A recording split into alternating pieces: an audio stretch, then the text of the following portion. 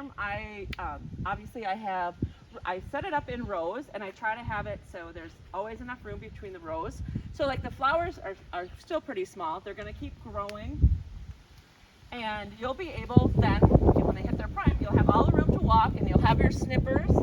And I have every row is pretty much a different flower.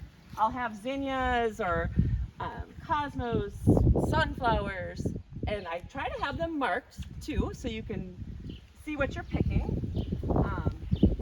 I try to have shade spots.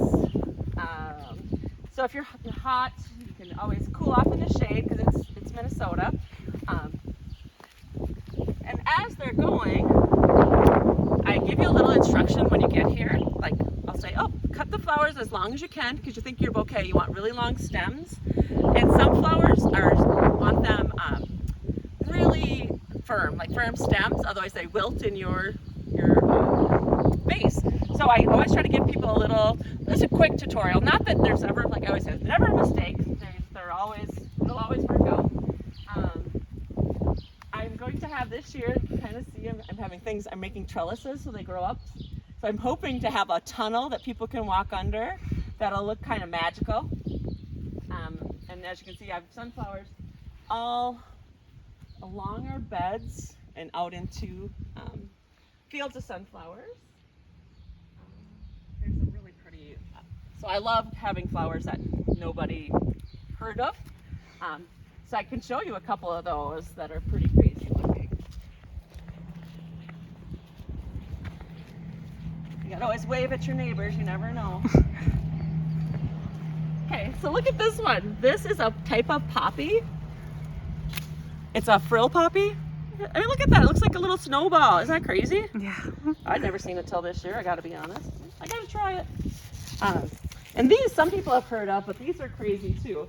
These are straw flowers, and they actually are crunchy, and they'll dry just like that. They'll get a little bigger, but people get a kick out of that too. These dry, and I have, I put them in wreaths. I have just hundreds of them. I loved them last year, so I really doubled down on them. Down here, I have a flower called Kiss Me Over the Garden Gates. I think, that's not the Latin word, but that's what the old ladies, grandmas say. So this will get really big. Look at this. So what I do with these when people are here, we'll take off the leaves so this part really shows. So imagine you're doing a bouquet, and you can have that little bugger sticking over the side. You don't get that at Target. And I have those in all different colors this year. Like I said, I planted a few of them last year, and I had them more in my front. And every time people were here, I'd run up to my front garden and pull them out because I'm like, you guys got to see this. This is crazy. And I got to show you one more really crazy looking one. This one is also a type of poppy. It's my neighbor Shirley. She's moving to town. It's chicken hen poppy. These beauties, huh? These are just all the snapdragons that are coming. Ooh, love them.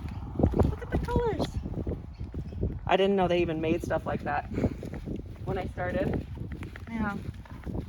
But these are bananas too. I just think they're like, what the heck? That's So cool. Have you seen anything like it? No. And these two, I mean, they're going now, but these would probably be tired by August, so you might not see them then. But that's why you gotta keep coming out. So you can see, look, it's like, oh, they're gonna come. Those are thinking about coming, so every time you come out, something different.